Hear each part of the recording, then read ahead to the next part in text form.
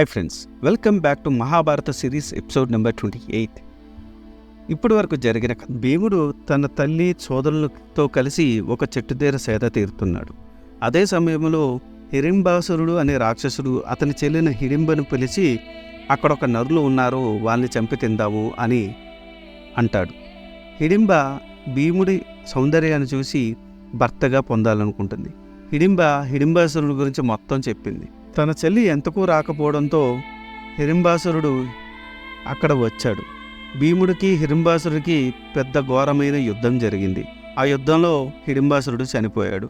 తల్లి ఆజ్ఞ మేరకు హిడింబను పెళ్లి చేసుకున్నాడు భీముడు. కొన్ని రోజుల పాటు పాండవులు శాలిహోత్ర ఆశ్రమంలోనే నివసించారు. అక్కడే హిడింబ గర్భం ధరించి ఘటోత్కచుడికి జన్మనిచ్చింది. వ్యాసుడి సూచన మేరకు వీరందరూ ఏకచక్రపురం అనే అగ్రహారానికి వెళ్లారు.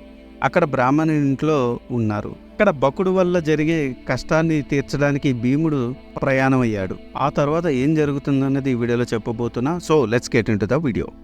వెంటనే భీముడిని పిలిచి జరిగినదంతా సవిస్తరంగా చెప్పింది. భీముడు సంతోషంగా ఒప్పుకున్నాడు. ఎంతలో ధర్మజుడు మిగిలిన తమ్ముళ్ళు వచ్చారు. జరిగినదంతా తెలుసుకున్నాడు. ధర్మజుడు సంతోషంగా ఉన్న భీముడిని చూశాడు. తల్లిని పిలిచి, అమ్మా, భీముడు ఎవరితోనూ యుద్ధానికి పోతున్నట్టున్నాడు. తనంతట తానే వెళ్తున్నాడా లేక మీరు వెళ్ళమని చెప్పారా అని అడిగాడు. జరిగినదంతా ధర్మజుడికి చెప్పింది. అమ్మా, ఇదేమిటమ్మా, పరాయి వాళ్ల కోసం కన్న కొడుకుని బలిస్తావా? అమ్మా, నీకు మతి భ్రమించినట్టుంది. భీమసేనుడు విడిచిపెట్టదగినవాడా? చెప్పమ్మా అన్నాడు. నాయనా ధర్మజ, భీముని బలము తెలియక నేను ఈ పని చేయటం లేదు. ఈ భీమసేనుకి శక్తి నీకు తెలియదు. వీడు పుట్టిన 10వ రోజున వీడు నా చెయ్యి జారి ఒక కొండరాయి మీద పడ్డాడు. ఆ బండరాయి పొడి పొడయింది. వీడు వజ్రకాయుడు. ఆ రాక్షసుని చంపి ఆ అగ్రహారానికి శాశ్వతంగా రాక్షస బాధ తీర్చగలడు. క్షత్రియ ధర్మాన్ని ఇదివరకు వేదవ్యాసుడు చెప్పగా విన్నాను. అది నీకు చెబుతాను, విను. ఉత్తమ క్షత్రియుడు ఇతరుల దుఃఖాలను తొలగించడానికి పుట్టినవాడు. మృత్యుభయంతో ఉన్న బ్రాహ్మణులను రక్షిస్తే పుణ్యలోకాలు పొందుతాడు. సాటి క్షత్రియుని రక్షిస్తే కీర్తిని పొందుతాడు. వైశ్యులను శూద్రులను రక్షిస్తే ప్రజలు అనురాగాన్ని పొందుతాడు. ఇది క్షత్రియ ధర్మం. మనకు ఆశ్రయం ఇచ్చిన ఈ బ్రాహ్మణ కుటుంబానికి ప్రత్యుపకారం చేసే అవకాశం లభించింది అని చెప్పింది. వెంటనే ఆ ఊరి వారందరూ రకరకాలైన పిండి వంటలు, ఆహార పదార్థాలు తయారు చేశారు.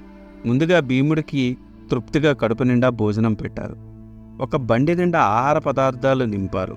భీముడు ఆ బండి తోలుకుంటూ బకాసురుడు ఉండే చోటకు వెళ్ళాడు. యమునా నదీ తీరాన బండి నిలిపాడు. బకాసురుణ్ణి పిలిచాడు. వాడు ఎంతకు రాలేదు. వాడు వచ్చేదాకా ఊరికే ఉండటం ఎందుకని ఆ బండిలో ఉన్న ఆహార పదార్థాలన్నిటినీ ఒక్కొక్కటిగా తినేశాడు. ఆ బకాసురుడికి ఏమి తోచడం లేదు. ప్రతిరోజు భయంగా తన వద్దకు వచ్చే నరుడు ఈరోజు ఎక్కడో ఉండి పిలుస్తున్నాడు ఏమిటి అనుకున్నాడు. ఎంతకో నరుడు రాకపోతే ఆకలి బాధకు తట్టుకోలేక ఆ బండిని వెతుక్కుంటూ వెళ్ళాడు. బండి మీద కూర్చొని ఆహారాన్ని తింటున్న భీముడిని చూచాడు. తన కోసం తెచ్చిన ఆహారాన్ని నరుడు తినడం చూసి సహించలేకపోయాడు. భీముడిని పిడుకులతో ఒక్క పోటు పొడిచాడు. భీముడికి చీమ కుట్టినట్టయినా కూడా లేదు. బకుడు పక్కనే ఉన్న ఒక చెట్టును పెరికి భీముని మీద వేశాడు. భీముడికి కోపం వచ్చింది. బకాసురుడి మీదకు కలియబడ్డాడు. ఇద్దరికీ ఘోర యుద్ధం జరిగింది. భీముడు బకాసురుడితో మల్లయుద్ధం చేసి చంపేశాడు. బకాసురుడు పెట్టిన కేకలకు అతని బంధువులందరూ అక్కడికి వచ్చారు.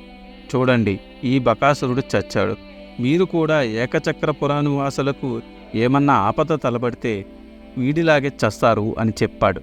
ఇది లేక భీమునికి భయపడి వారందరూ దానికి ఒప్పుకున్నారు. భీముడు బకాసురుని కళేబరాన్ని ఈడ్చుకొని వచ్చి ఏకచక్రపురం పొలిమేరులో పడవేశాడు. అది చూసి ఏకచక్రపుర వాసులందరూ సంతోషించి భీముని పరాక్రమాన్ని ఎంతగానో కొనియాడారు. ఇంటికి వెళ్ళి తల్లి కుంతికి, అన్నయ్యకు, ధర్మజులకు, తమ్ములకు జరిగినదంతా చెప్పాడు. ఈ ఊరి వారందరూ వీడు సామాన్య బ్రాహ్మణుడు కాదు, మంత్రసిద్ధి కలవాడు అంటూ భీముని చూడ్డానికి అతను ఇంటికి వచ్చారు. భీముడు బకాసురుని చంపిన తరువాత పాండవులు, కుంతీదేవి ఏకచక్రపురంలో కొంతకాలం నివసించారు. ఒకరోజు ఒక బ్రాహ్మణుడు వారి ఇంటికి వచ్చాడు. ధర్మరాజు ఆ బ్రాహ్మణుడి అతిథి సత్కారాలు గావించాడు. బ్రాహ్మణోత్తమ, తమరు ఏ దేశాలు తిరిగారు? అక్కడ విశేషాలు ఏమిటి అని అడిగాడు. దానికి బ్రాహ్మణుడు ఇలా చెప్పసాగాడు. నేను ఎన్నో దేశాలు చూశాను, కానీ ద్రుపదరాజు పాలించే పాంచాల దేశాన్ని మించిన దేశం లేదు. ద్రుపద మహారాజు అగ్నిగుండం నుండి ఉద్భవించిన కుమార్తె ఉంది. ఆమె పేరు ద్రౌపది. ఆమెకు వివాహం చేయ సంకల్పించాడు ద్రుపదుడు. అది విని ధర్మరాజు ఆశ్చర్యపడి, బ్రాహ్మణోత్తమ, ఆమె ఎందుకు మానవులకు జన్మించలేదు? ఆమెను ద్రుపదుడు ఏ విధంగా పొందాడు? సవివరంగా చెప్పండి అని అడిగాడు. ఆ బ్రాహ్మణుడు ఈ విధంగా చెప్పసాగాడు. ద్రోణుడు ద్రుపదుడు మంచి స్నేహితులు. వారిరువురికి ఒకే గురువుగారి దగ్గర వేదాలు చదువుకున్నారు. అగ్నివేశుని వద్ద ధనుర్విద్యను నేర్చుకున్నారు. తరువాత వారికి విరోధం వచ్చింది. ద్రోణుడు హస్తినాపురానికి వెళ్ళాడు. అక్కడ కురుకుమారులకు అస్త్రవిద్య నేర్పించాడు. గురుదక్షిణగా ద్రుపదుని బంధించి తెమ్మని కోరాడు. ఆ విధంగానే అర్జునుడు ద్రుపదుని బంధించి తెచ్చి గురువుగారి కాళ్ళ ముందు పడేశాడు. ద్రోణుడు ద్రుపదుని హేళన చేసి విడిచిపెట్టాడు. ఆ అవమానాన్ని భరించలేకపోయాడు ద్రుపదుడు. ఎలాగైనా ద్రోణుణ్ణి చంపే కొడుకును అర్జున్ని వివాహమాడే కూతుర్ని పొందాలని నిశ్చయించుకున్నాడు. యాజుడు అనే బ్రాహ్మణోత్తముని యజ్ఞకుడిగా చేసుకుని యజ్ఞం మొదలుపెట్టాడు. ద్రుపదునికి ఆయన భార్య కోకిలాదేవి కూర్చోబెట్టి యాజుడు వారి చేత యజ్ఞం చేయించాడు. అప్పుడు యజ్ఞకుండంలో నుండి భయంకరమైన శరీరం కలవాడు, పెద్ద ధనస్సు కలవాడు అయిన మహాపురుషుడు ఉద్భవించాడు. తర్వాత ఒక అద్భుత సౌందర్య రాశి అగ్నికుండం నుండి బయటకు వచ్చింది. అప్పుడు ఆకాశవాణి వారికి దుష్టదుమ్యుడు కృష్ణ అని నామకరణం చేసింది. ఇప్పుడు ఆ కన్యకు వివాహ వయసు వచ్చింది. ద్రుపదుడు ఆమెకు వివాహం చెయ్య నిశ్చయించాడు. కానీ ద్రుపదుడు తన కుమార్తెను అర్జునుడికి ఇచ్చి వివాహం చెయ్య సంకల్పించాడు. అర్జునుడు తన సోదరులతో సహా లక్క ఇంట్లో మృతి చెందాడని తెలిసి దుఃఖించాడు. కానీ ద్రుపదుని పురోహితుడు మాత్రం పాండవులకు అన్ని శుభశకునములు గోచరించుచున్నవి, వారు తప్పక బతికే ఉన్నారు అని చెప్పాడు. దానికి ఒక ఉపాయం ఆలోచించాడు ద్రుపదుడు. ఒక బలిష్టమైన ధనుసును తయారు చేయించాడు. ఒక మత్స్య యంత్రాన్ని నిర్మించాడు. ఆ బలిష్టమైన ధనుసుని ఎక్కుపెట్టి ఆ మత్స్య యంత్రమును కొట్టిన వారికి తన కుమార్తెని ఇచ్చి వివాహం చేస్తానని స్వయంవరం ప్రకటించాడు. అందుకని రాజులంతా వెళ్తున్నారు అని ఆ బ్రాహ్మణుడు ధర్మరాజుకు చెప్పాడు. ఇదంతా విని కుంతీదేవి ధర్మరాజును చూసి, ధర్మజ, మనం చాలా కాలంగా ఈ బ్రాహ్మణుని ఇంట్లో ఉన్నాము. ఇతరుల ఇంట్లలో ఎక్కువ కాలం ఉండటం ఉచితం కాదు. అందువలన మనం కూడా పాంచాల దేశం పోదాము అని చెప్పింది. దానికి ధర్మజుడు సరే అన్నాడు. అందరూ పాంచాల దేశం ప్రయాణమయ్యారు. వారు పాంచాల దేశం వెళుతూ మార్గమధ్యంలో వ్యాసమహాముని ఆశ్రమాన్ని దర్శించుకున్నారు. వ్యాసమహాముని వారిని ఆశీర్వదించి, మీరు పాంచాలపురానికి వెళ్ళండి, మీకు మేలు జరుగుతుంది అని చెప్పాడు. వ్యాసమహాముని ఆశీర్వాదం తీసుకొని వారు పాంచాలపురానికి ప్రయాణమయ్యారు. ఆ ప్రకారం పాండవులు రాత్రుళ్ళు పగలు ప్రయాణం చేస్తున్నారు. ఆ తర్వాత ఏం జరిగిందో తెలుసుకోవాలనుకుంటే మీరు ఖచ్చితంగా నా నెక్స్ట్ వీడియో కోసం వెయిట్ చేయాల్సింది.